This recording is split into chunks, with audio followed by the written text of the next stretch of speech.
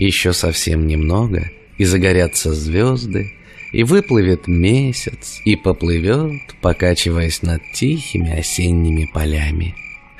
Потом месяц заглянет в лес, постоит немного, зацепившись за верхушку самой высокой елки, и тут его увидят ежик с медвежонком.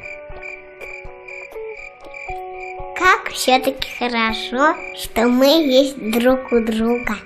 Ты только представь, меня нет, ты сидишь один и поговорить не с кем. А ты где? А меня нет. Так не бывает. Я тоже так думаю. Ну вот вдруг меня нет, ты один.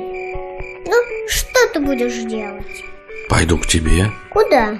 Как куда? Домой. Приду и скажу. Ну что ж ты не пришел, ежик? Вот глупый. Что же я скажу, если меня нет? Ну, если нет дома, значит, ты пошел ко мне. Прибегу домой. А, ты здесь. И начну. Что? Ругать. За что? Как за что? За то, что не сделал, как договорились. А как договорились? Откуда я знаю? Но ты должен быть или у себя, или у меня дома. Ну меня же совсем нет. Понимаешь? Так вот же ты сидишь.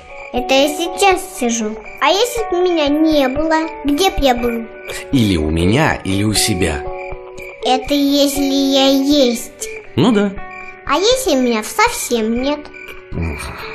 Тогда ты сидишь на реке и смотришь на месяц. И на реке нет. Тогда ты пошел куда-нибудь и еще не вернулся.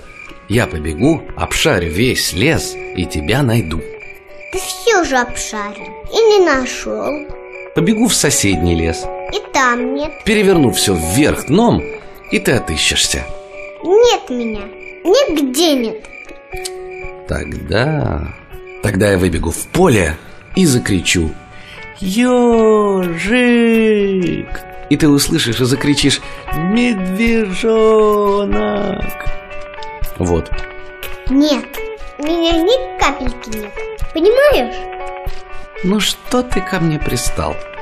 Если тебя нет, то и меня нет, понял? Нет, ты есть, а вот меня нет.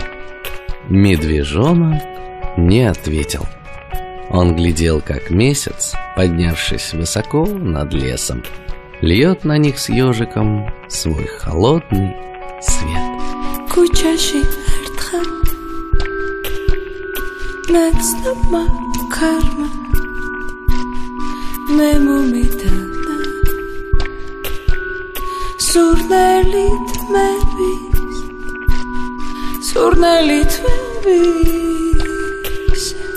исила შენი ასე ნაცნობი და მრავალ